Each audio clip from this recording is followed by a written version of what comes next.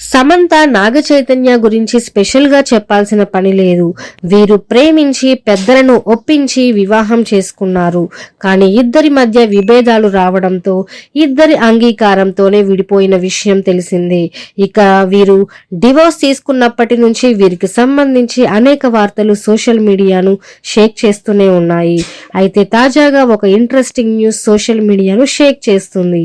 ఈ క్రమంలోనే ఒక ఇంట్రెస్టింగ్ న్యూస్ వైరల్ అవుతుంది. అయితే ఏం మాయ చేశావే సినిమాను గౌతమ్ మీనన్ తెరకెక్కించిన విషయం తెలిసిందే. అయితే ఈ మూవీ కథను తాను మహేష్ బాబును ఊహించుకొని రాసినట్టు ఒక ఇంటర్వ్యూలో తెలిపింది. వాస్తవంగా ఏం మాయ చేశావే సినిమా కథను మహేష్ బాబును ఊహించుకొని రాశాను. ఆయనకు కూడా కథ బాగా నచ్చింది.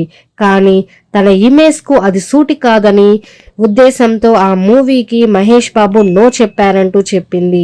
దీంతో సమంత అభిమానులు ఏం మాయ చేసావే సినిమా మహేష్ బాబు ఓకే చేసి ఉంటే సమంత నాగ చైతన్యకు పరిచయం కాకపోయేది. వీరిద్దరూ వివాహం చేసుకోపోయేవారు.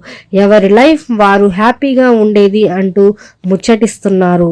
ప్రస్తుతం ఈ వార్త నెట్టింట హాట్ టాపిక్ గా మారింది.